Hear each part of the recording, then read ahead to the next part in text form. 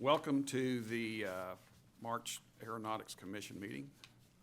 With you all sitting here, it is apparent that you've negotiated your way past the little iPad out there in the entryway, and congratulations for being smarter than it is. Okay, Victor, are we in compliance? We're in compliance with the meeting notice and agenda posting requirements of the Open Meeting Act.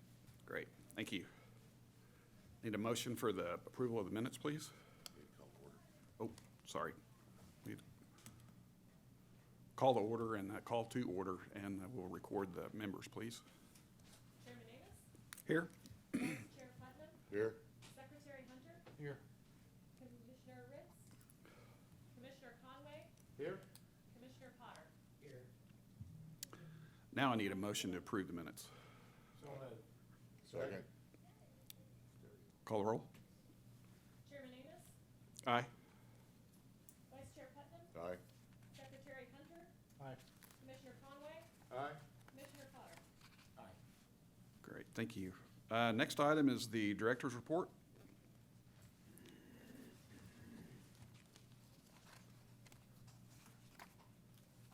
Thank you, Mr. Chairman, Commissioners. The first time we had an Aero Caucus meeting, Aerospace Caucus meeting last month. That's with our legislators from both houses that are interested in advancing and ensuring the viability of aviation and aerospace in Oklahoma.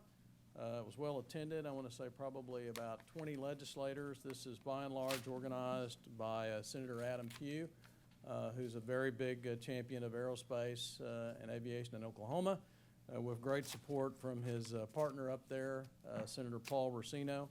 But we've got some good support from leadership. I think one of the things that has really been helpful in that regard is the legislature realizes the policy initiatives that it has put in place have certainly helped to fuel the 250% growth in the aerospace industry since 1999, between 1999 and 2017.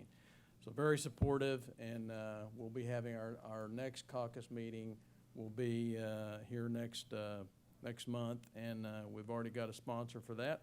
That's going to be OSU up there from your neck of the woods, Commissioner Conway. So please, if any of you would like to come, get in touch with us, let us know, and we'll give you the coordinates on that. The interview with Nick Coleman, this is something we talked about several commission meetings ago. We're investing in this documentary project about aviation and aerospace in Oklahoma with the Department of Commerce and the ACES program. Also, private companies, private entities are being solicited for this. This is going to look at everything. It's going to look at our heritage, since actually before statehood forward, the state of our aerospace industry today, aviation, how important airports are, our air transportation system. I think it's going to be something we can all be very proud of. The producer of that's in the process of raising private funds right now to go along with the public funding. MD-80 ceremony at Metrotech. This was really appreciate American Airlines. It donated an MD-80 to the Career and Technology Education Department, not just to Metrotech. It's going to be at Metrotech. It can be used by students from around the state. They're going to do something so they can use it virtually as well. This was a really nice gesture on the part of American Airlines. And they had another big gesture later that I think the following week. I'm going to let you talk about that, Commissioner Potter, because you were there. But this will definitely be used by the workforce that we're trying to train for our aerospace industry, the skilled workers that we desperately need in the industry to sustain it. The NASAO Legislative Conference, D.C. delegation visits, that was a week before last in D.C. I think, as most of you know, I'm co-chair of the Legislative Committee, and this year I took a much bigger role in that because we're without a Director of Government Affairs in the NASAO staff right now.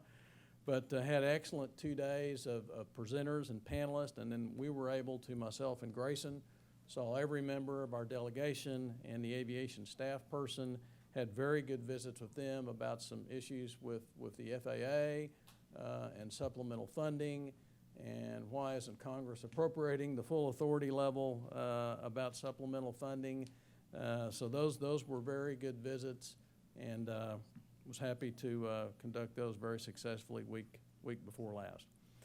American Airlines $550 million investment announcement. This is a major, big deal. Commissioner Potter, you were there. Would you care to apprise the commission and the audience about that announcement? Well, as of right now, they have 5,500 jobs there at Tulsa International, and they are going to invest $550 million into a new hangar and all their facilities there. The new hangar will be finished in 2021, and then they'll be upgrading every single building that they occupy there at Tulsa International. The new hangar, you'll be able to get 2 wide-body jets in there, and so this is a new thing they've got coming in, being able to work on all the wide-body jets in there. So they added 600 employees this past, I think it's in the fall is when it was, they added that. But this will be another 193,000 square feet of maintenance that they're going to be adding. This is the largest investment ever made to a maintenance facility by American, ever. So Yeah. it's a good thing for Tulsa, good thing for our state. And again, it just commits that American is going to be there for a while. The partnership between Oklahoma City and County of Tulsa and American is longstanding. We took the maintenance base from LaGuardia in 1946. That same year, we also took what became the Mike Monroney Aeronautical Center from Houston that same year. But it's been a really good partnership. We sometimes overlook the fact that is American's only heavy maintenance base left since its merger with U.S. Air. It is the largest commercial aircraft repair facility in the world, to go along with the largest military aircraft repair facility in the world right here at Tinker Air Force Base. So it's really something pretty dramatic, and this is, I think, their biggest investment ever at the maintenance base. So good partnership. Now Americans investing back into that partnership. Really good news for the state. It's actually the largest of any maintenance they've ever done. Single. So Any questions? Thank you, Chairman, Commissioner Potter. Thank you, Mr. sir. Chairman. Next item, the financial report. Chris? Good morning, Chairman, Commissioners. In your packet behind item number 5, you will find the financial information. As of February 29th, the Commission had an ending cash balance of just over $4.5 million. The encumbrance is totaling a little over $4.6 million. Estimated revenue for the remainder of FY20 is about $3.5 million, which will leave us with an estimated cash balance of just over $3.4 million at the end of this fiscal year. The amount of remaining expenditures in the airport construction program that could be incurred during FY20 totals $3.6 million, provided those funds are available and the grants are approved. And our total expenditures so far to date in FY20 total just over $4.1 million. Statutory revenues deposited in the month of February total $326,913.67. Total statutory revenues deposited through through February 29th of this fiscal year totaled $3.5 million, which compares to about $2.1 million at the same time frame last year. And your final page shows a 3-year average comparison for our revenue received from aircraft registration fees, excise tax, fuel tax collections, and specialty license plates. Happy to answer any questions. Questions? Right, thank you. Item 6 is the Aero Oklahoma Capital Day sponsorship request. This is just like last year, Commissioners. We asked for $1,000 approval from you last year for this. We ended up not using that because of our efforts to raise private funds for this event. This year, we will not be having this event at all at the Capitol, because of the construction there. It's really impossible to have days there right now. The fourth floor is not available, that's where you want to be. If you're down on the second floor, you've kind of defeated your purpose, because legislators are not gonna mosey down to the second floor. So we're looking at having a reception. What I can say to you right now is stay tuned for details. That reception would be at the History Center or some other venue very close to the Capitol, but I would ask for your approval on this. I move we approve the $1,000. Second. Call the roll. Chairman Amos? Aye. Vice Chair Putnam? Aye. Secretary Hunter? Commissioner Conway? Aye. Commissioner Potter? Great, thank you. Next item is the legislative update. Victor? Okay, going to try to zip through this.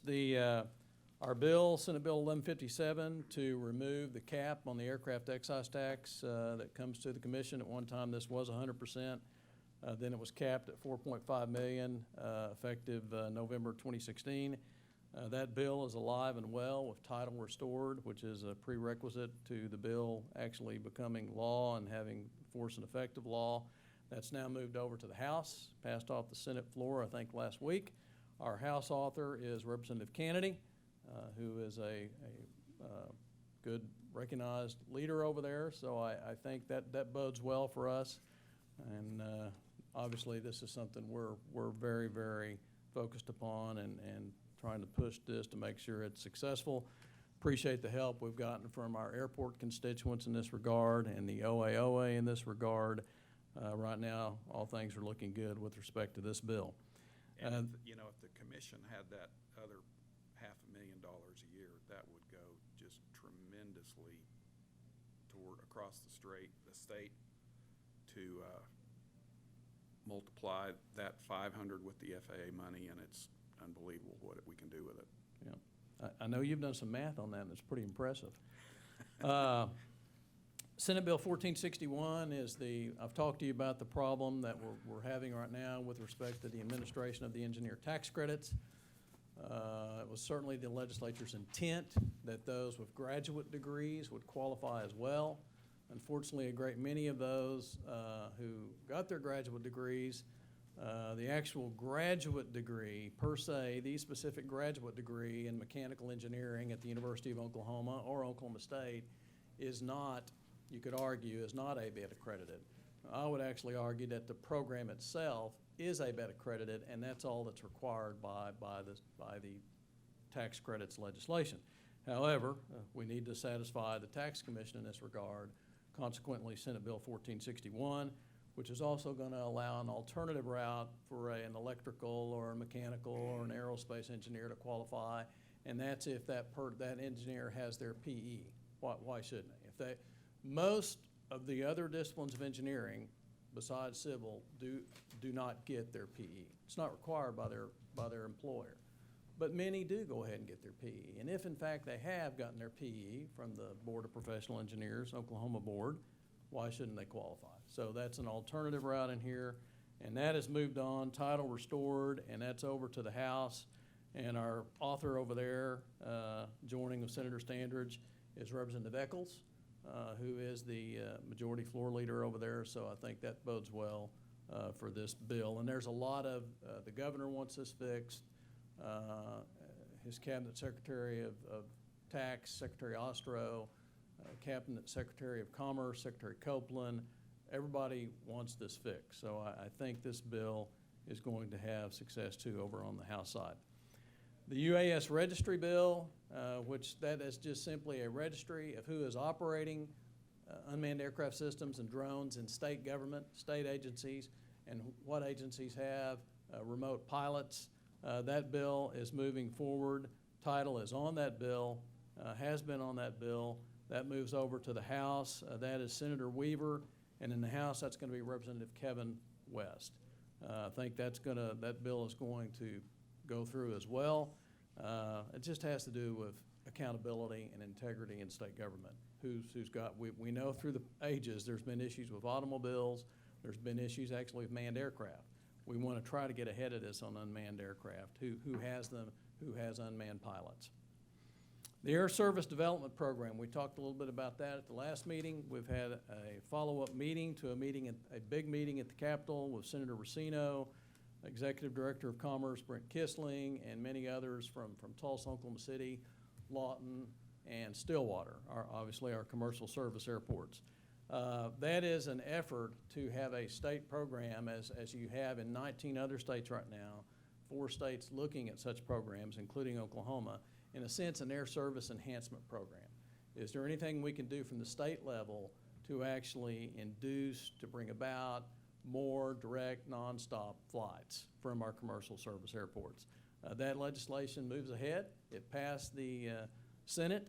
It actually does not have, I'm fairly certain, let me check though, title is not on that bill. Title is stricken, which means this is a work in progress. A lot of work needs to be done on this bill. Some have some apprehensions, but it is moving forward. We had a meeting yesterday between the 4 airports and the 4 cities representing those airports and the Aeronautics Commission representing the state. It is going to be a state program. We are part of the review process if the bill does become law to make such grants, to enhance, induce such service from the airlines. And it's a work in progress. We'll keep you posted. I think there's going to be several amendments to that bill, and we will keep you apprised of those. Senate Bill 1896, 1489, what collectively is being referred to as the Unmanned Aircraft Systems Development Act. 1896, which has to do with some protection of privacy. Also, though, we'd like to have your remote pilot certificate, as well as your your unmanned aircraft registration filed with the Aeronautics Commission. Not a separate test, not a separate knowledge test as you've seen in some states, not a separate registration as you've seen in some states, such as North Carolina. Not that. Just file with us the federal certifications that you've had to obtain. File those with the state. That bill passed off the floor yesterday with title restored, so it moves over to the House, and the House author is Representative Wright. Senate Bill 1489 is on the Senate floor. Senate Bill 1489 provides for certain prohibitions of conduct with unmanned aerial systems, attaching weapons to an unmanned aerial system, interfering with a manned flight, interfering with fishing or taking wildlife, using an unmanned aircraft system to do that.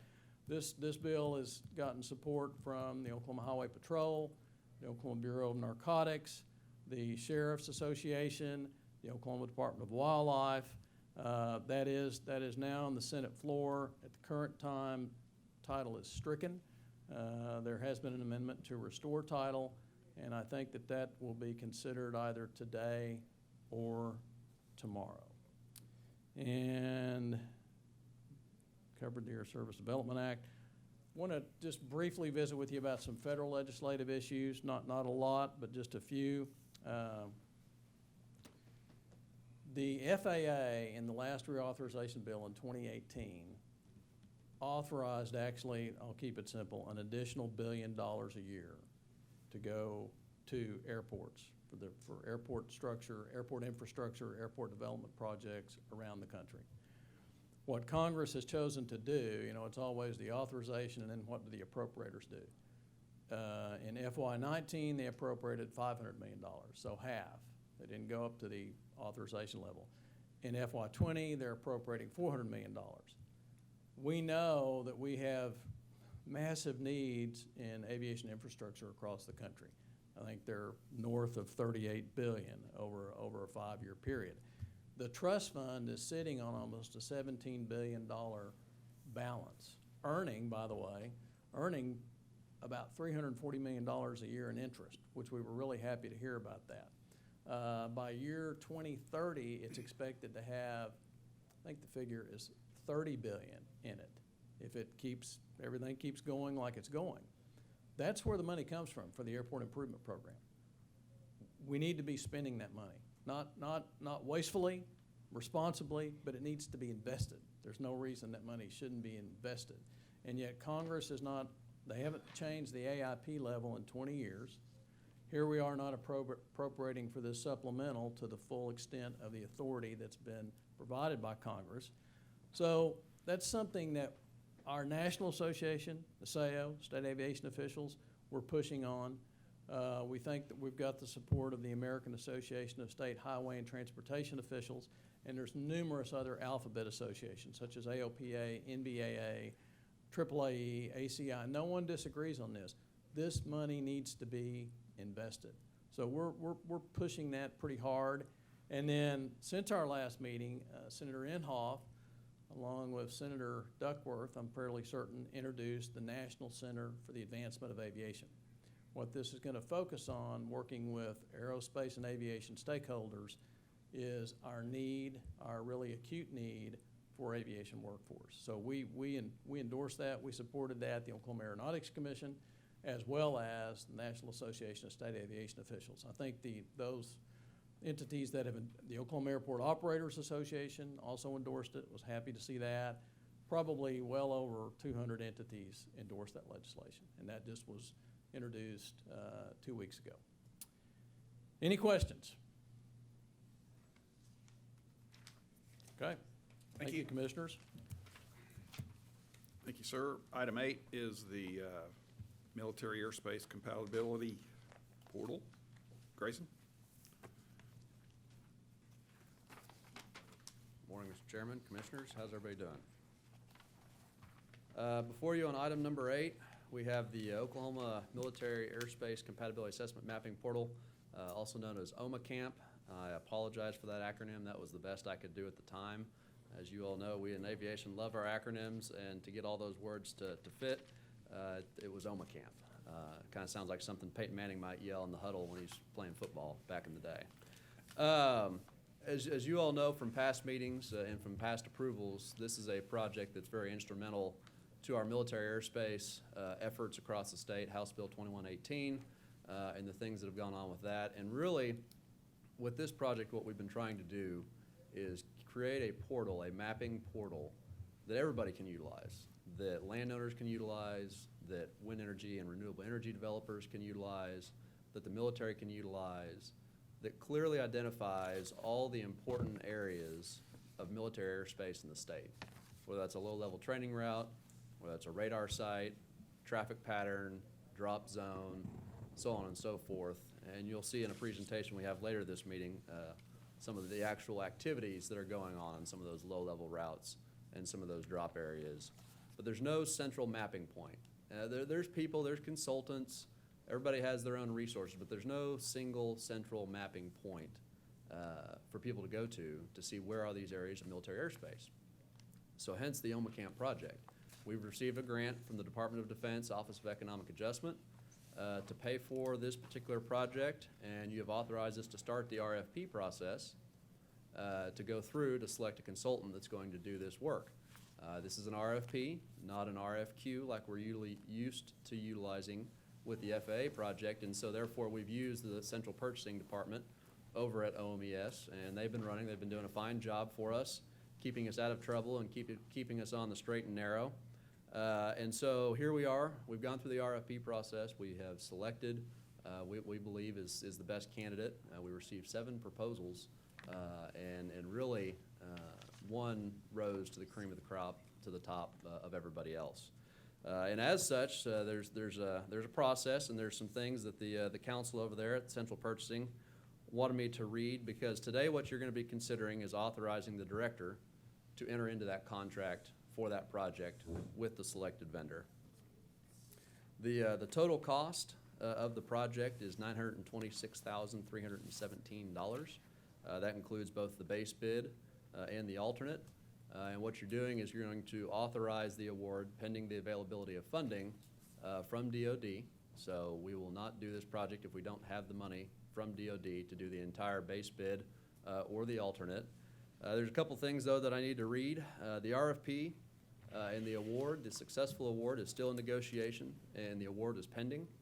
The Commission's approval to authorize the director to enter into this contract today does not equate an award, nor authorize a notice to proceed. Any work performed for services or products as part of this project prior to a formal award by central purchasing and issuing of a notice to proceed by the agency is at the vendor's own risk. And OAC will bring back to you if there's any material changes to the scope of the project to the extent the negotiations were unfruitful and something had to change, whether that's cost or whether that's scope. And so I wanted to read those things to you today for you to understand that although you're authorizing the director to enter into this contract, we're not going to enter into a contract unless all these things have been met, and central purchasing gives us the thumbs up because they are the ones running the project for us on this RFP. So with that being said, I will stand for any questions, but staff recommends giving the director that authority to enter into this contract pending the final award. Questions? Questions? Need a motion? I move we, go ahead. Go ahead. Move to approve.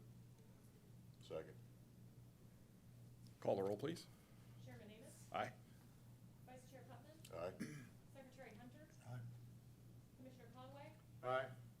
Commissioner Potter? Aye. Great, thank you. Item 9, the 5-year plan. Art Grayson? 5-year airport construction program. This is that time of year. Every March, we bring before you the new projects that we're proposing for the next year's airport construction program. As you all will remember, last year, we were moving from a 3-year to a 5-year, so I had to stand up here and talk for a really long time. Fortunately, this year, we're only having to add that 1 year. Last year, we had to add 3 years because of the change. And so it'll be less painful, less lengthy than last time. But it is very important that everybody goes through the process to see the projects that are being added or any of the projects that are being changed as a result of what staff is proposing. And this will be for the FY 2021 through 2025 fiscal years. And this is, if you remember, the programming guide that programs federal dollars, state dollars, and local dollars for general aviation airports. It also programs some state and local dollars for our commercial airports if we're going to participate in a project at a commercial airport. We don't direct the federal monies for those commercial airports like we do for the general aviation airports that are a part of the ACP. So with that being said,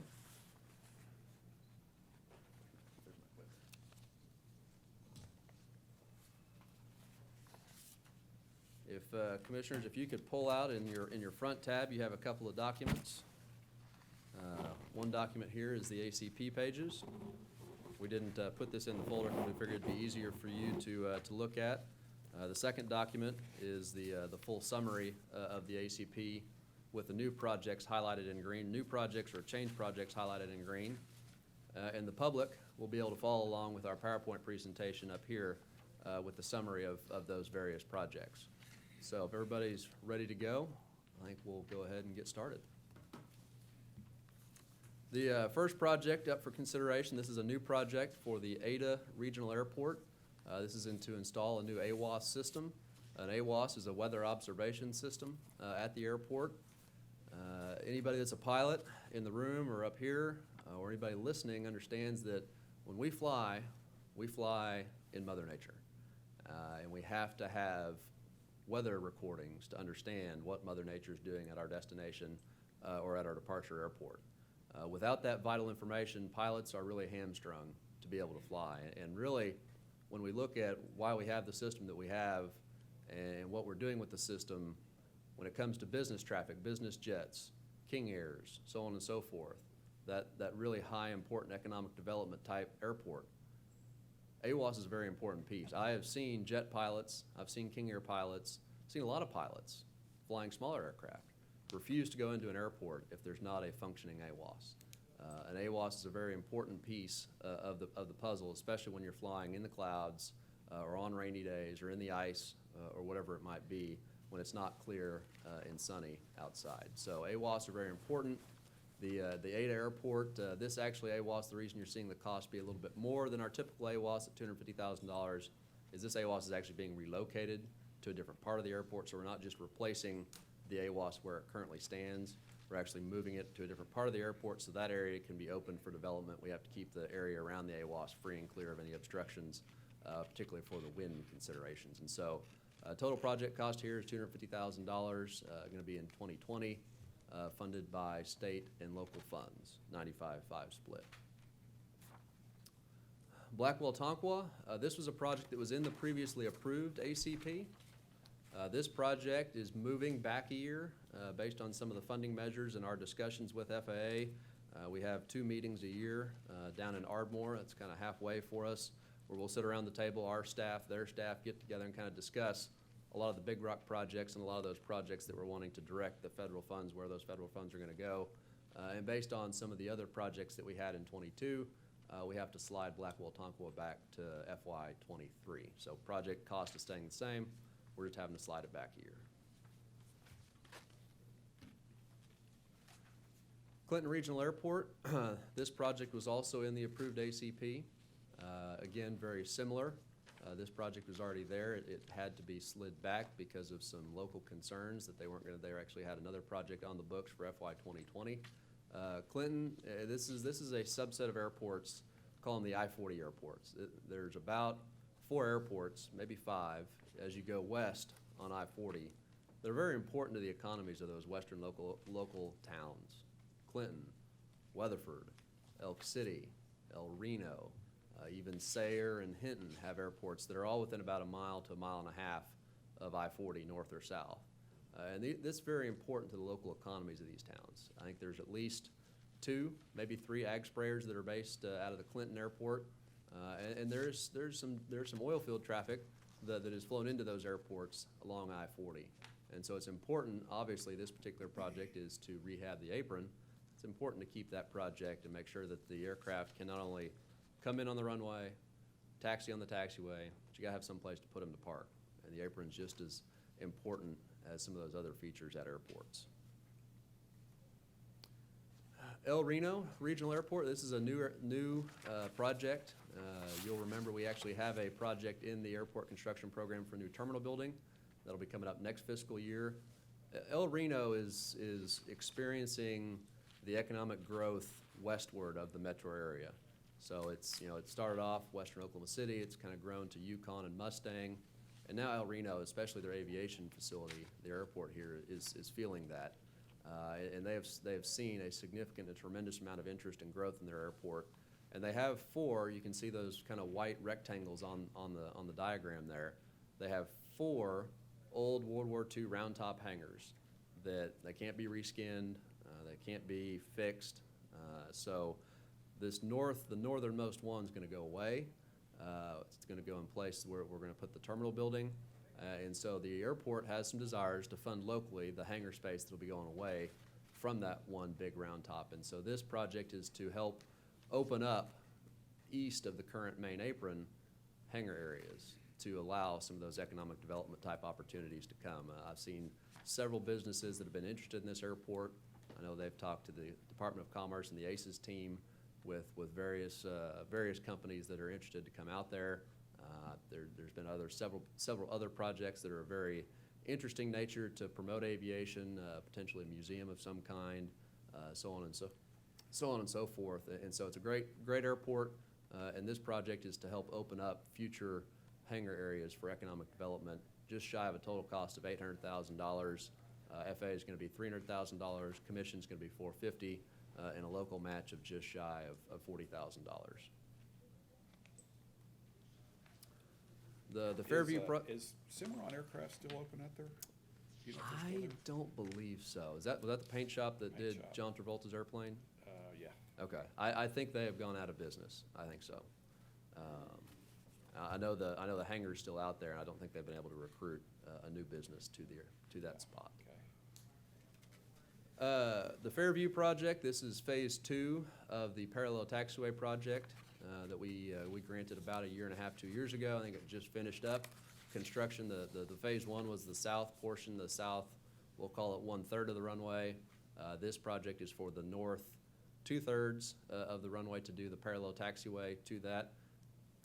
This is an airport in northwest Oklahoma that has seen a significant increase in uptick in activity over the last 10 years. This was a sleepy little, I think it was probably 3,400 foot runway with a couple of ag sprayers, and we have extended that runway, widened that runway out to meet standards, and they have seen significant uptick in travel and companies wanting to fly into Fairview. In fact, they've had conversations, well, can we do some more extension?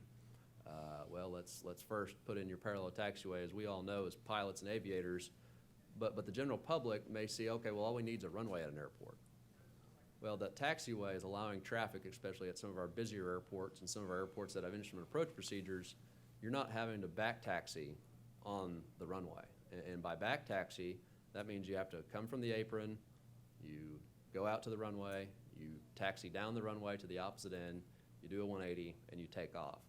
That adds 5, 6, sometimes 7 minutes, sometimes 10, depending on how long the runway is and how quick you're taxiing and how long your run-up is going to take.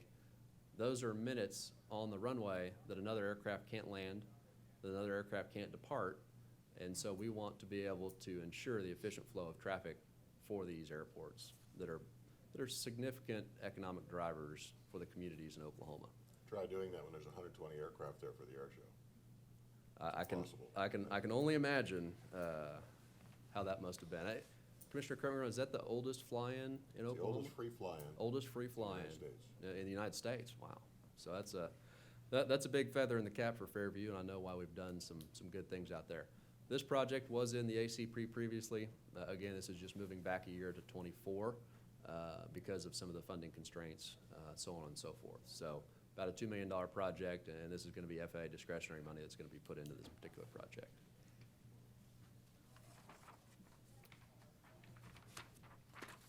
Frederick Regional Airport. This is a great airport in southwest Oklahoma, used by Shepherd Air Force Base routinely for T6 traffic. We actually got a nice, I don't think I've sent them a thank you note, but I think some at the city have. We didn't spend a dime to overlay and resurface their primary runway a couple of years ago. The DOD, the Air Force through the DOD, I think Army Corps of Engineers, was able to resurface that runway. FAA didn't spend a dime on it. The city didn't spend a dime on it. We didn't spend a dime on it. So it's a great thing that DOD was able to do that. Usually we don't see those kinds of investments to resurface that runway, which is a very, very valuable asset to Shepherd as kind of an alternate landing field for their T6s. But they also have a good amount of general aviation traffic out there at the airport. And so now that the runway pavement's in good shape, obviously we want to make sure that the runway lighting system that goes along with that runway is also in good shape. And this is something that we have put an emphasis on for the last 5 or 6 years. The average age of our lighting system was north of 20 or 25 years, just 6 or 7 years ago. Lighting systems usually, especially if they're direct bury, which doesn't mean they're in conduit, the gophers or varmints or any other creature will go chew on those wires will deteriorate just sitting in bare ground. And so it's very important that we were able to get the average life of those lighting systems down. I think we're now down under 15 years just in 7 years' time of focusing on improving our runway lighting systems. And so that's a very, very important metric that this board can be proud of and that the state of Oklahoma should be proud of, that we have focused on our electrical systems, our runway electrical systems across the state to get that average age down, which means that we're just going to have a higher dependability rating to make sure that those runway lights are going to be operational during the nighttime hours and provide a true 24/7 capable airport. This is a new project, rehab the runway lights, put in PAPIs. PAPIs, as we know, are precision approach path indicators. Basically just tells the pilot when he's looking out the window, he or she's looking out the window, is that aircraft above, is it on glide path, or is it below glide path by a simple 4-light system. We always know you want 2 red, 2 white. If you see all white, you're going to fly all night. And if you see all red, well, you're dead. That's the way we always remembered it in pilot training. And so those lights, those PAPI lights, are very important to the success of any kind of visual navigation when you're trying to land in at an airport.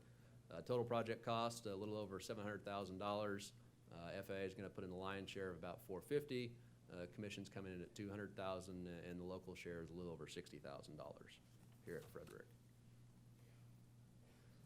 Grove Municipal Airport. This is a wonderful airport up at the Grand Lake. So we've got 2 really good airports at Grand Lake. We've got one on the southwest side, that's South Grand Lake, and we got one on the northeast side, and that's Grove. Grove has seen some of those economic development benefits. I believe, is it FARA Engineering? FARA? Mm-hmm.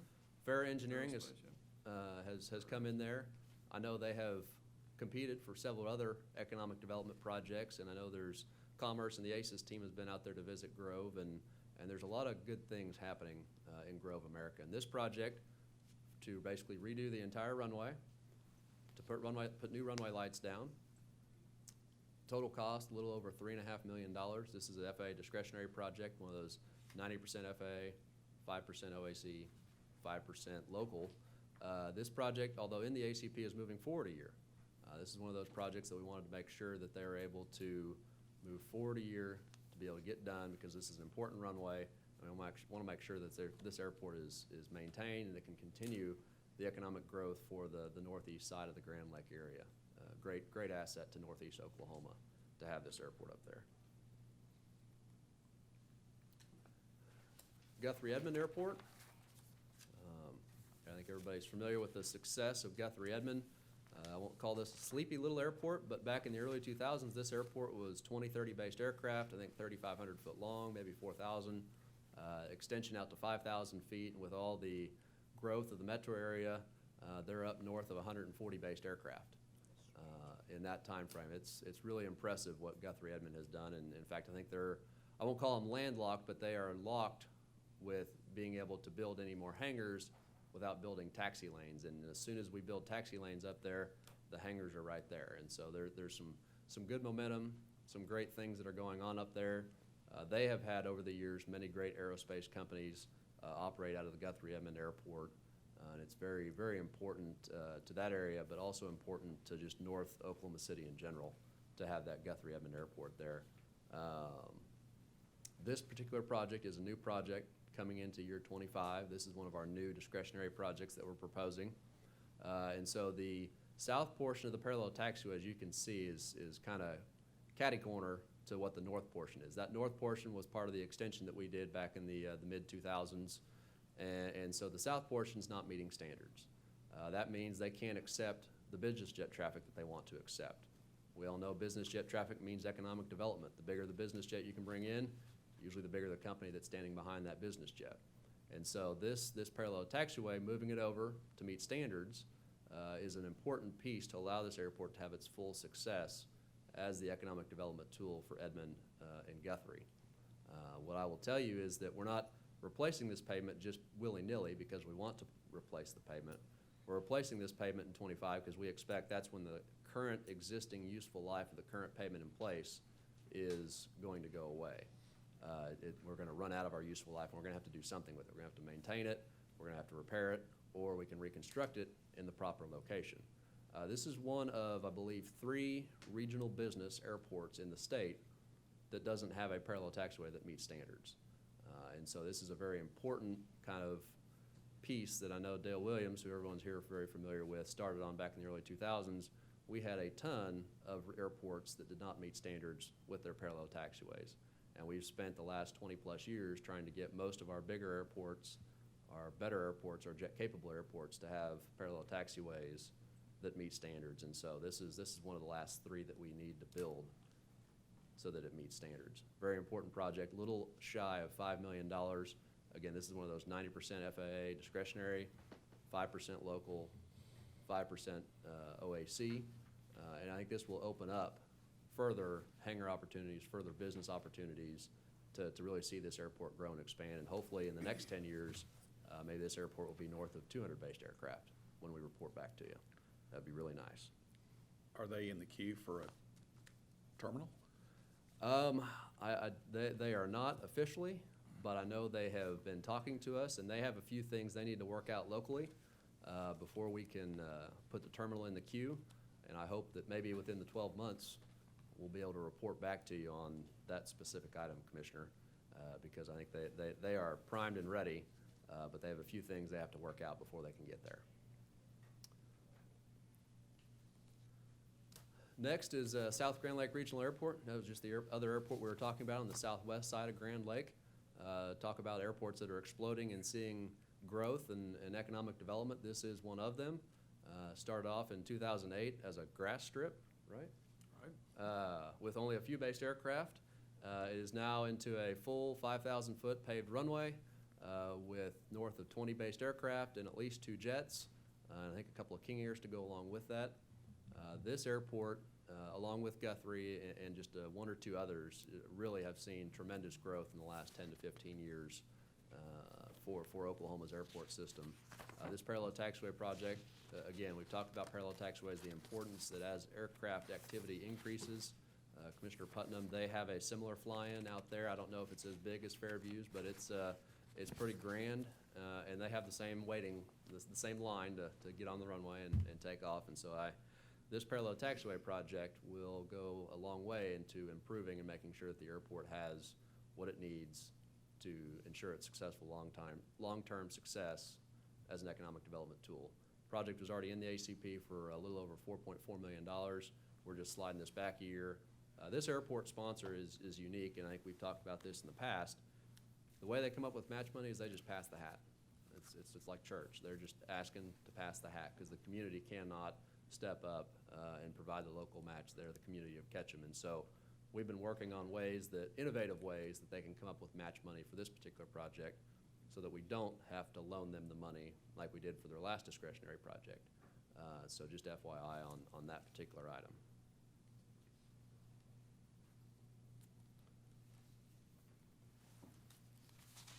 Medill Municipal Airport in southeast Oklahoma. The airport just completed a master plan or a planning study to look at some of the new possibilities for their airport. I think everybody in this room knows about the Bristow Airport and how their runway was too close to their existing terminal area, too close to their hangars, was really thwarting economic development for that airport. We had to relocate that runway to the proper standard separation. That's very similar to what we're proposing here in Medill. This is one of the new discretionary projects that we're proposing for 2025. It is a great airport down there. I think they're close to 20 based aircraft. They have a Queen Air, I believe, a Queen Air shop that does work on Queen Airs down there and does some maintenance, repair, and overhaul. But really, there's two drivers for this particular project. One is the economic development opportunity, but there are actually two companies in town, one a trailer company and I believe the other a fence company, that cannot fly into this airport because the runway's not long enough. And in fact, one of the times they tried to fly in their smallest airplane, a Cessna 421, they had an accident and ran off the end of the runway because they didn't have enough runway to brake and stop. And so that's why this project is important to this airport, important to southeast Oklahoma, to ensure that they will have a viable and functional airport to, one, make sure that those two businesses in town can operate as efficiently as possible and not have to go to other airports. They can go right from point A to point B, do their business, and then head home. But they can be able to allow other companies to come into town and grow and develop too. So total cost over here is about a little over $5.1 million. This is again one of those 90% FAA, 5% OAC, and 5% local projects. The Miami Regional Airport, yes, I know, Commissioners, it seems like it's the year of the taxiway. I don't know why, but that's just kind of the way it works sometimes. This is another one of those realign the parallel taxiway projects at the Miami Regional Airport. Miami has seen some good growth. They have a lot of interesting itinerant business jet traffic. I think they even pull some from southwest Missouri, which is a great thing. If we're able to steal some traffic from another state, we'll take it. But they also have a couple of tribal casinos up there that I know the tribe flies into, and they also have some highfalutin VIPs that will fly into this airport from time to time that are coming to those casinos. So this is another little sleepy town that's really coming along quite a bit in the economic development ballgame. And this parallel taxiway, again, the current parallel taxiway does not meet standards. It's at the end of its useful life. And in 2025, we believe it'll be time to reconstruct that in the proper standard separation, as you see on the north end of the airport, where it already is right now. Total project cost a little over $4.1 million, and again, 90% FAA, 5% OAC, and 5% local. Pauls Valley, another parallel taxiway project. This one obviously is not a complete realignment. This was the minor last phase of the realignment, which is that north end there. Right now it kind of connects across on the old runway. And so we want to move to meet standards that little, and we want to make sure we have that 90-degree turn, which is the best way, most efficient way for pilots to be able to see both aircraft on the runway and aircraft approaching the airport to make sure that they can operate safely before they take the runway, before they take off themselves, since this is not a towered airport. So the FAA money is going to go towards the pavement, and then OAC is going to come in, and we're going to put in taxiway lights at the same time while the contractor's on site and the taxiway is closed. So really, they're only working on a small piece of the taxiway, and then our money is going to go for the entirety of the parallel taxiway for the taxiway lights. Total cost is a little over $1.3 million. FAA is a little over $700,000. The OAC share is a little over $500,000, and the local share a little over $100,000 for this particular project. It's important because I know Walmart flies in here. I know they have a distribution center. They have, I believe, maybe a manufacturing company. I don't know the name. It's escaping me at the moment, that flies in. But they see some significant business jet traffic. And so given that Pauls Valley is only about a 45-minute to an hour drive south of Oklahoma City, this is one of those kind of El Reno type airports that as things start moving south and as property values start going up for the South Oklahoma City area, Pauls Valley might be able to land a company that wants to do business for maybe some cheaper cost of doing business in the Pauls Valley area. And so we want to make sure that their airport is 100% fully capable to accommodate some of those economic development projects. Sand Springs, this we'll call Sand Springs the El Reno of Tulsa. It's just on the west side of town, just like El Reno is for Oklahoma City. Sand Springs has got a great airport. It's the only general aviation airport that I know of in the state of Oklahoma that has double parallel taxiways. It's a nice feather in their cap. They get a ton of reliever traffic, so they're kind of a reliever to R.L. Jones, which is a official reliever, so they kind of relieve the traffic from R.L. Jones. They have a ton of student traffic up there from Spartan and others that are doing training at the Riverside Airport. And so a lot of nighttime training, and that's why we're proposing to rehabilitate the runway lights for Sand Springs William R. Pogue Municipal Airport. This will be a state-only project. This is a new project.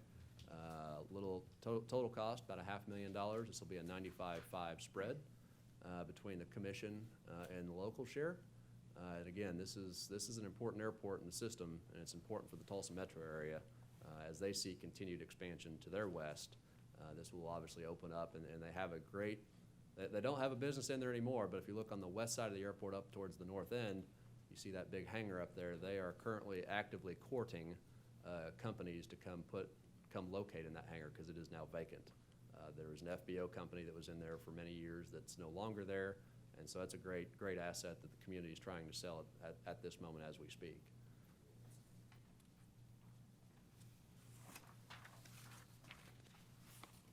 So Grace, it looks like if it's a lighting project, we pretty much carry the cost. That- The FAA is carrying it. So, Is that an yeah, so oversimplification?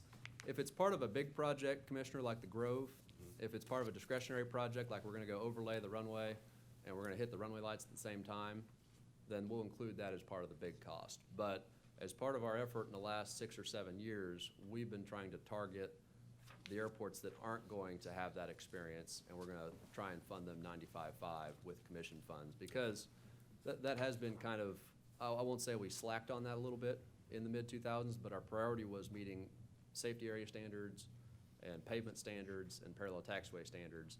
And now that we've got most of those addressed, we're now kind of shifting over to do electrical. And so we're using the state money to help supplement any kind of FAA money we're gonna get for electrical stuff. But no, thank you for the question. Good question. Shawnee Regional Airport, this is improved airport drainage. I had a mentor who I think might be in the room who told me the 3 most important things on any airport are drainage, drainage, drainage. If you don't have good drainage on your airport, your pavement's not gonna last very long, your runway lights are gonna short out, and you're gonna have wildlife problems on your airport. And so drainage, although it's not fancy, it's not flashy, it is very important for an airport to have proper drainage and be able to be properly drained and drained away from the pavement. And so this particular project, they've had several culverts that have collapsed, that are full, that need to be repaired. And so this particular project is going to go repair all those drainage culverts to take from the infield areas and move the water off the airport. Total cost, a little under $1 million, and we're trying to split this kind of equally between FAA and the commission. FAA $450, the commission $450, and the local share a little over $73,000.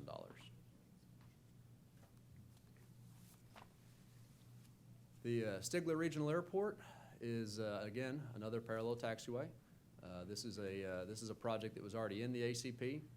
It's going to simply move back to 2025. Total cost, a little over $2.1 million. It's going to be 90% FAA, 5% OAC, 5% local. And this is, again, this is another one of those airports. This is a district airport, but it's one of those better district airports, one of those district airports that's really seen a lot of activity. And they actually have a gentleman out there that has really been kind of the backer for this airport. I would say over the last 15 to 20 years, this airport, the work that's done on that, the earthwork, the base work, about 30 to 40% of the total cost of any investment that went into this airport was done locally by a couple local contractors. So they have really invested their own money, their own time, and their own equipment into making sure the success of this airport can continue. And so we want to step up and help them out where we can by building a parallel taxiway to, again, as that aircraft traffic increases, we want to make sure they have that capability to get off the runway as quickly as possible.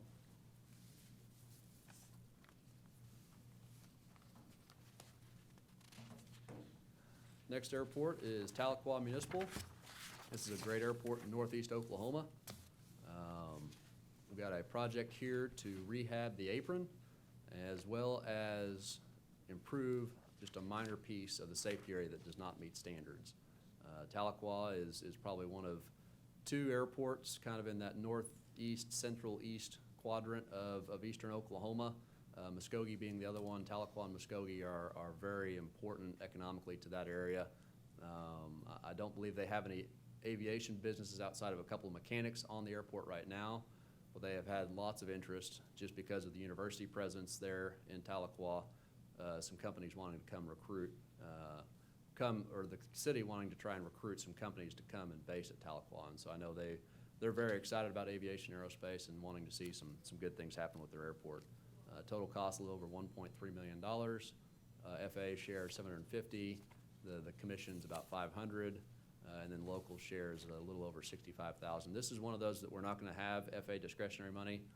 As we've talked in years past, FAA discretionary money really goes for runways and taxiways and maybe aprons at like a really big airport like Westheimer or Enid or Wiley Post. But outside of a handful, 5 or 6, 7 airports in the state, aprons are not going to compete for FAA discretionary money. And so that's why you're seeing a heightened commission share on this particular project.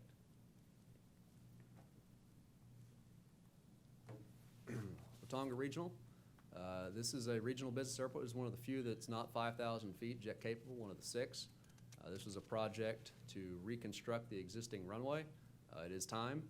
It has been patched and crack sealed and seal coated for many, many years. And at this point in time, putting the Band-Aid on the broken leg just is not going to cut it anymore. And so we got to go back and do full depth repair, full depth reconstruction, and basically build a new runway in its current location to meet standards. Total project cost a little over $2.1 million. And this is again one of those 90% FAA discretionary, 5% OAC, 5% local. We will, Commissioner, this is one we're going to do runway lights while we're out there. We can get FAA to fund it with discretionary money, so we're happy for that. This is one of those projects that was in the ACP, and we're moving it forward a year to try and get it done because the deterioration of the pavement, we don't want to see them go any longer. They have a couple of ag sprayers that are based out there, and they also have some oil field traffic that flies into the airport fairly routinely.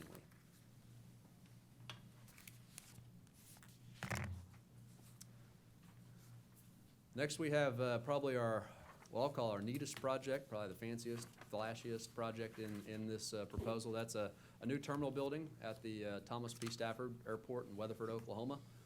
Right now their terminal is kind of, I won't say squished, but it's small. It's associated with the museum that's out there, and it really doesn't meet the demand of what a world-class airport like the Thomas P. Stafford Airport is. It doesn't meet what you would expect to see for a terminal building at that airport. And so I think they are having some kind of bond issue to come up with some local funds. I think that's going to vote here in the next couple of months this year sometime. And we want to include them because they are a great airport, and that museum is a great asset, not just to Weatherford, but to the state of Oklahoma as a whole. And so this terminal building, normally we don't insert terminal buildings this soon in the ACP, but based on a project you'll see in 2 slides from now, the Weatherford terminal was in this slot, and they've requested to be moved back a couple of years to get some additional funds. So we're able to slide Weatherford up into this slot. I know the city officials appreciate that, and I'm sure the general appreciate that too.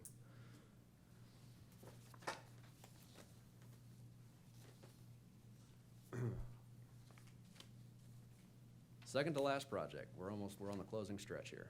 The West Woodward Airport. This is one of two projects that we have going on at Woodward. This is a standards project to improve the connecting taxiways from the main taxiway airport terminal area over to the crosswind runway. Right now they have a taxiway that's in line with the runway, which is illegal, not to standard by FAA standards, and can cause some unsafe and hazardous conditions. And of course, anything that's unsafe or hazardous, we're trying to do away with in the long term. And so we believe it's time to go build some taxiways to alleviate that direct inline connecting taxiway situation out there to ensure the long-term success of this airport. This is one of the few airports in the state that has a crosswind runway. It's going to have a crosswind runway for a long time because, as we know, anybody that's been to western Oklahoma, they have some interesting winds out there. And it's not always due north and south like 90% of our runways are. They will get some interesting southwest winds out in western Oklahoma. And Woodward is a great airport. It's an amazing, Woodward and Guyman and Alva, they're out there kind of in the Great Passage, the Northwest Passage, and they are a wonderful asset for those communities as they try and recruit business to come into western Oklahoma. Total project cost just shy of $1 million, funded mostly with FAA at $700,000, the commission's kicking in a little, about $200,000, and the locals a little over $56,000 total cost. And then the project I just mentioned a second ago, this is Woodward's terminal building, and they had been put in 21, and they were simply requesting to be moved back a couple of years to give them some additional time. I know this airport probably sees 80% of its itinerary traffic from the oil field, and so obviously it's very cyclical out there, but when they are hot, I've seen 5 or 6 business jets out on that apron before, and so they have a good, healthy amount of business jet traffic out at that airport for the oil field resources in particular. So that is it for the proposed ACP. That's 20 projects, new or changed. I will stand for questions on any of them, but staff recommends approval for this proposed draft ACP and moving into the public comment period. And we'll come back to you in the month of May for the formal approval of the 21 to 25 ACP. Thank you. Any questions? Need a motion? I move we recommend approval of the ATP. Second. Call the roll, please. Chairman Davis? Aye. Vice Chair Putnam? Aye. Secretary Hunter? Aye. Commissioner Conway? Aye. Commissioner Potter? Aye. Great, thank you.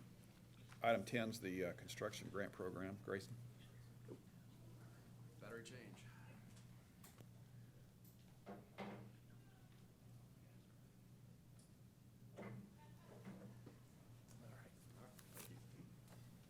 Test, test, all right. Item 10, we have two grants before you today for approval that are in the existing capital improvement program. Bless you. The first project up on the list is the Chickasha Municipal Airport, runway lights, PAPIs, beacon, and signage.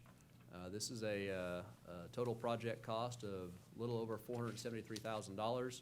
This will be funded 95.5 between OAC and the sponsor. And Commissioner, this your question earlier, why don't we include more federal funds on our runway lighting projects?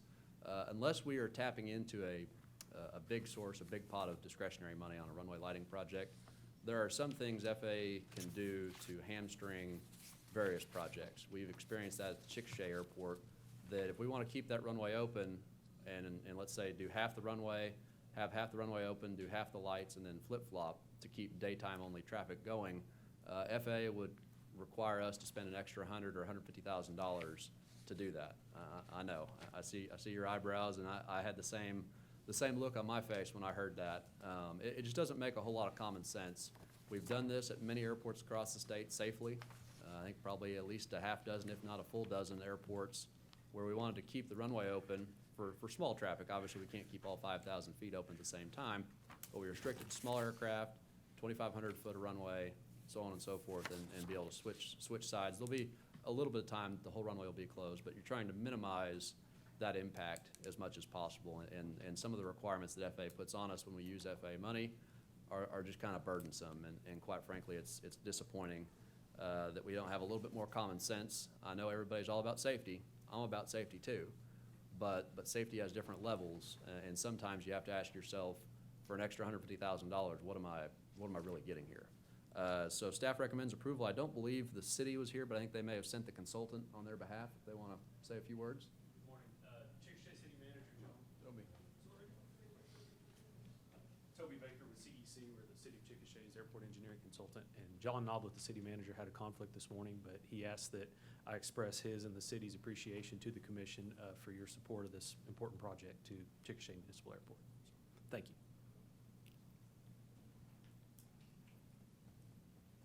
I'll stand for any questions. Staff recommends approval. Motion? So moved. Second. Call the roll. Chairman Davis? Aye. Vice Chair Putnam? Aye. Secretary Hunter? Aye. Commissioner Conway? Aye. Commissioner Potter? Aye. Next grant on the list is at the Weatherford Thomas P. Stafford Airport. We've already talked about weather observation systems at length during the ACP. This is a project that's in the approved ACP for Weatherford to replace their AWAS. The reason this is cheaper than some of the other AWASs we were looking at is this one's back in the same spot. They're using the same tower and a couple of the other pieces of equipment out there and just really upgrading it and putting in the new important pieces of equipment. And so that's why you see this being significantly cheaper. Total cost is $136,000. Little over or a little under 130,000 for the commission, and local cost is a little shy of $7,000 as a 95-5 split. And we've talked about this for many years, why we don't use FAA money for these AWAS systems, and that's because of the benefit cost ratio and the cost of doing that BCA process, adding to the project. And we already know it's justified at Weatherford. We know the traffic that's at Weatherford. I don't have to go have a study that tells me that. We know it's important, the airport knows it's important, and the people that fly there know it's important. So I think that's good enough in our eyes. But staff recommends approval, and I think we have the airport manager here. He'll come up and say a few words. Commissioners, at Weatherford, we appreciate all your support. We know you've been behind us, and the thing about Weatherford, we got good support from our local commissioners, and we appreciate this. It's been down several times. As Grayson indicated earlier, it's the bigger, faster traffic you have, the more important the weather is. Our wind reporting was down last week and had several airplanes trying to figure out which way to land, and it'll be a great improvement for us. Thank you. I'll stand for any questions, but staff recommends approval. So moved. Second. Call the roll. Chairman Davis? Aye. Vice Chair Putnam? Aye. Secretary Hunter? Aye. Commissioner Conway? Aye. Commissioner Potter? Aye.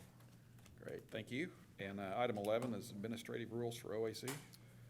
Yes, you have two rules before you for consideration to approve. We've been going through the permanent rule process.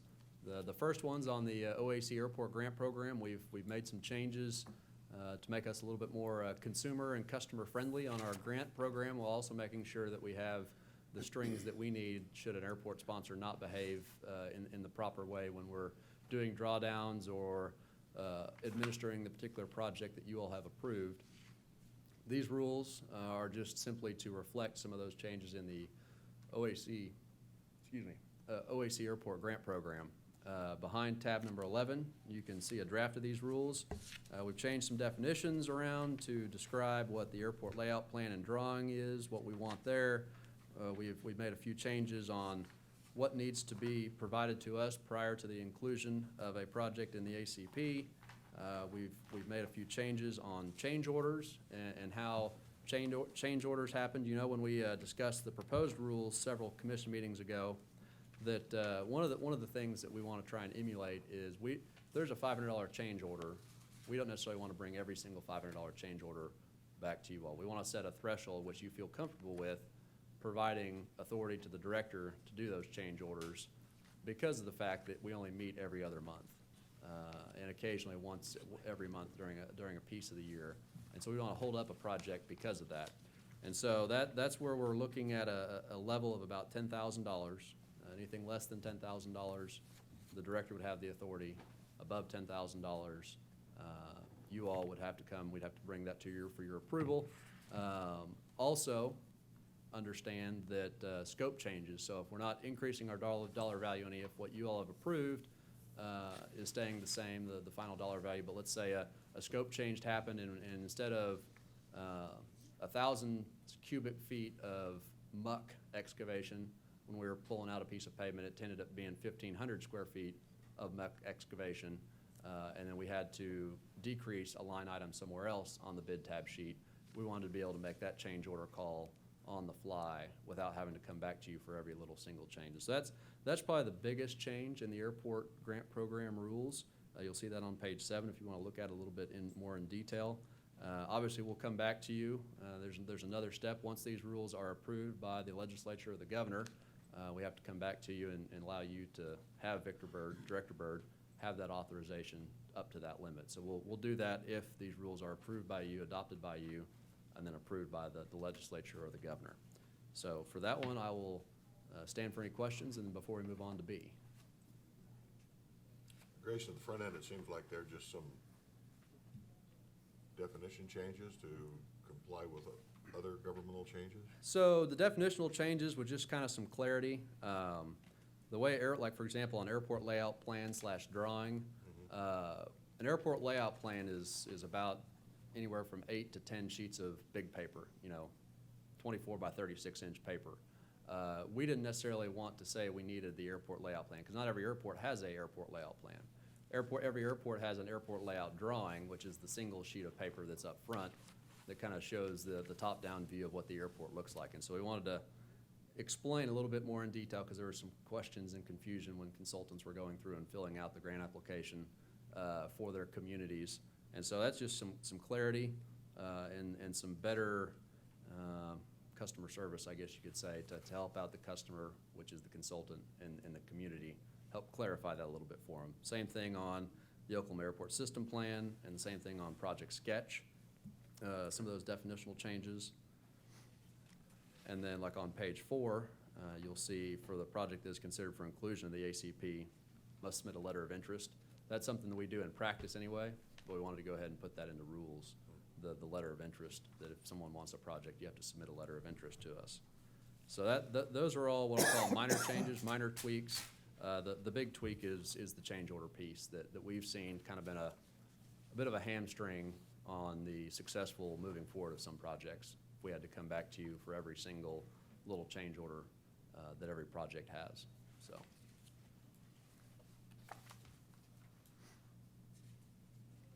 Questions? Motion? I move we approve.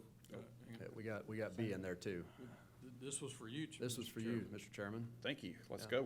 go. So on B, these are the permanent rules. They are identical to the emergency rules that you all had approved, the governor had approved regarding House Bill 2118, the military training airspace issue. As we've discussed in the past, what we're looking for is we want a wind energy developer prior to construction get their thumbs up not only from FAA and go through the FAA airspace process, but also go through the DoD airspace process and get a thumbs up from them as well. So our rules are simply clarifying what's already in statute, which was passed from House Bill 2118, that gives us the authority to collect those documentations. Wind energy companies have to submit that information to us prior to construction happening, and then also telling us what to do when we send it to the Strategic Military Planning Commission. Also wanting to, okay, we want to send this to us via electronic methods. We are in the 21st century. We want to send it to us electronically so we have a track record of it and we can easily disseminate that to other parties that are interested. But these rules have not changed. We received no comments on either A or B, but we did have 2 people attend our public hearing for B, but did not provide any comments at that time. They just attended the hearing and we discussed the rules. They did not provide any comment during the public hearing. One energy company and one from a PR firm. So I'll stand for any questions on that, but staff recommends approval for the adoption of both A and B, for both the airport grant rules as well as the wind energy rules. Now I need a motion. I move for approval. Call the roll. Chairman Davis? Aye. Vice Chair Putnam? Aye. Secretary Hunter? Aye. Commissioner Conway? Aye. Commissioner Potter? Aye. Great, thank you. Next item is 12, the Oklahoma Commander Summit. Thank you, Mr. Chairman. So number 12, the Commander Summit, I attended on behalf of the commission. So we've been talking a lot about economic development projects this morning, and that's where Director Byrd was that day. We had to divide and conquer. He was here in Oklahoma City, attending to a meeting with Commerce and ACES about a company we're trying to recruit. And so I went down to Altus where we had the Commander Summit.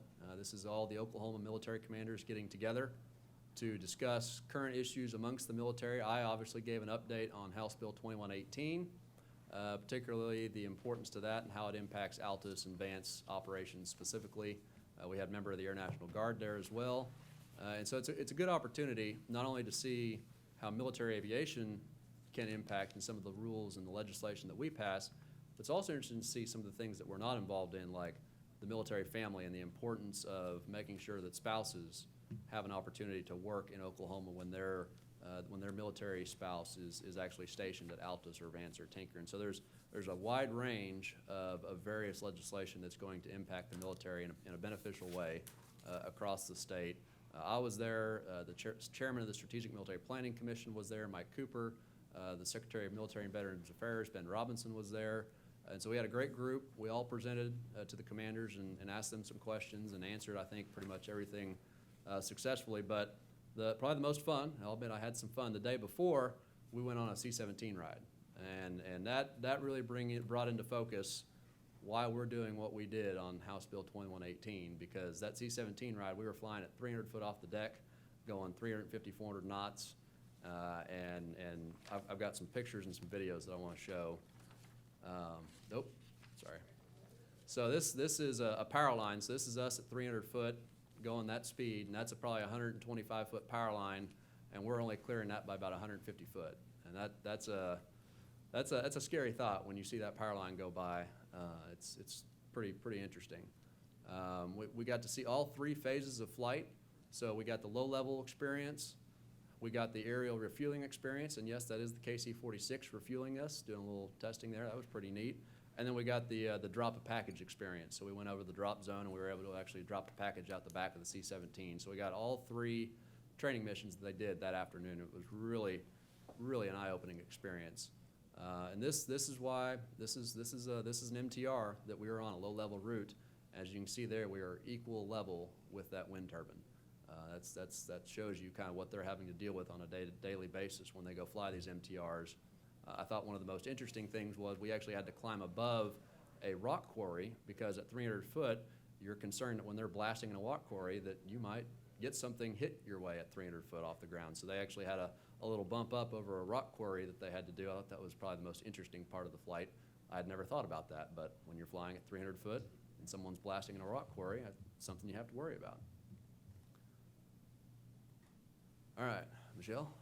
So this is us, flying right there. That was about a 67-degree bank.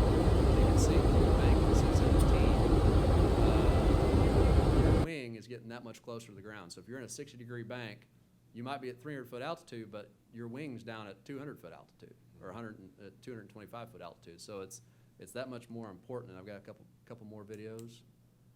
Michelle, play that one. Yeah. Oh, yeah, I'll get it right now.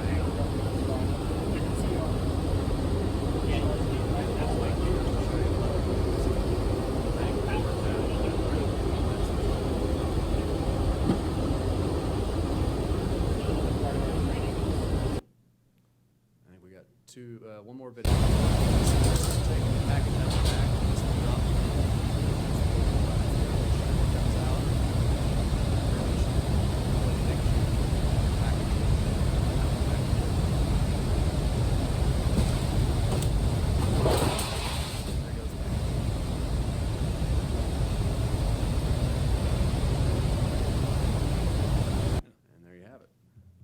that, and we got one more. So this is just a level playground. This is right after we did that combat ascent, 15,000 feet down to this level in about a minute and a half, 2 minutes. We're at a 30-degree down angle. So it's pretty intense. You can see that ground is really close, and it's moving by really quick. And so that really kind of brought everything into sharp focus for why we do what we do on things like House Bill 2118. I knew about it, I'd heard the stories about it, but actually experiencing it firsthand up there in the cockpit was kind of a wow factor. And so if you ever have the opportunity, you're down in Altus, you know the commander, I would recommend they do these kinds of rides probably a couple times a year. I'd recommend talking to the commander and see if you can get on the list, because it's worth the 3 hours of your time to go on that flight. It really is. My son says that it's better with a 3-ship low level at night. I can only imagine. I don't know that I would have volunteered for that one, but I can imagine, yeah. Grayson, elaborate a little bit how the commanders appear to be very, very appreciative of our legislation. And I think you just highlighted the drop zone there. So, you know, I know if you, so that's one of the areas we protect in our legislation. But you heard from several of them, I think. We did. I mean, we've been working with the Oklahoma commanders for several years on this specific effort. And the level of appreciation that they had for us being able to finalize and get House Bill 2118 passed and get in place what we believe is one of the best pieces of legislation to protect and not have, we're not trying to prohibit anything. We want to have that equal balance between new development and protecting what's already there in the military. And so we believe that this House Bill 2118 gave that perfect balance to both the military and to the wind energy industry. And at the end of the day, they're appreciative of it. And in fact, I know Mike Cooper is selling this across the country, and I think there are several other states that are looking to Oklahoma as kind of the model and the go-to state in terms of this kind of legislation. And so we're very happy and very proud of that too. Really proud. This legislation is model legislation being held around the country by military planning commissions similar to our own here in Oklahoma.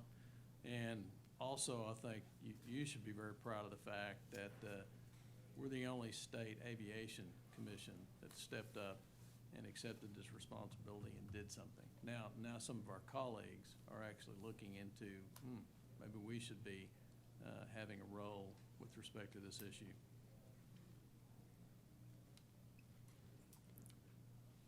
Any questions? You were saying something about your son, the 3-ship?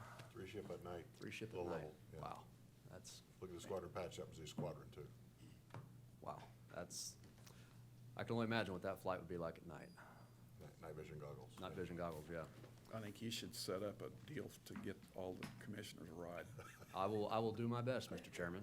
I will do my That's an best. action item, sir. Action item. I will understand, yes, sir. We'll do what we can. Item 13 is the art contest. Yes, Sandra's sick. So Sandra couldn't be with us today. I'll take over and say a few things about the art contest, but we are looking, we had the judging happen about 3 or 4 weeks ago. Had some great entries and some great opportunity. I think you've heard from Sandra. We weren't as high level as we were last time. There were a number of entries, and that's because some of the schools are culling the lists and only sending what they think are the best ones. So we're hopefully gonna maybe try and stop that practice in the future and have them send everything to us at once. And then we're looking potentially at a date and time to announce those winners over at the Capitol if we can, provided everything works out. And so we'll keep you apprised and keep you abreast of when that announcement happens, because we'd like to see all of you there if possible. So that's what I have to report on the art contest. Great, thank you. You gonna do 14 as well? I think we might defer 14. I don't know.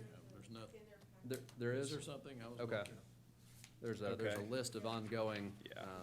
activities, upcoming activities, excuse me, in your packet, in the pocket. Okay. And so we'll send, obviously you have that there, and we'll send you any updates to any of those if you would like them. Great, all right, thanks, Grayson. Item 15 is concluding remarks. Victor? Commissioners, I would only say we have, I think you have seen, we have quite an aggressive legislative agenda, and we have issues at the congressional level as well. So we'll be keeping you apprised of those. And now we move on to our Senate bills, move on to the House. And there'll be some deadlines coming up in the next 4 to 5 weeks, and we will keep you apprised of how we fare. We think we're gonna do rather well, but we'll keep you apprised. Great, thank you. And item 16, are we gonna have an April meeting? We are. Yes. We'll send some dates to you in the near future. It'll be here. Second Wednesday as usual, or? No, it'll probably be later in the month. Okay, It's all based on when we can get some bids advertised and open for some grant projects. okay. Item 17, any new business from anyone? And item 18 is adjournment. Thank you.